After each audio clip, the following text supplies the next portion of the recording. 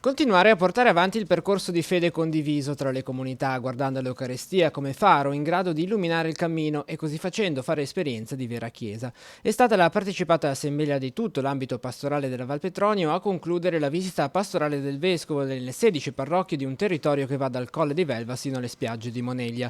Qui Monsignor Tanasini ha rinnovato l'appello a vivere la fede all'interno delle diverse realtà, portando però avanti un cammino di condivisione e di comunità pastorale. Un momento molto importante di crescita e di grazia per le nostre comunità, perché attraverso questa esperienza ci si conosce e si mettono a confronto le nostre idee con quelle delle altre parrocchie, si segue il consiglio del nostro Vescovo che come pastore è sempre una parola molto importante, dice, per le nostre comunità. Il fatto di potersi incontrare, di condividere delle esperienze, di ritrovarsi insieme, anche la possibilità di incontrare il Vescovo più da vicino, perché magari non ci sono così tante poi occasioni di incontrarlo proprio nelle nostre comunità così piccole, diciamo, ecco, normalmente non abbiamo tante occasioni. Mi ha colpito la possibilità di camminare insieme con tutte le comunità di Francolano, di Casarza, di Moneglia,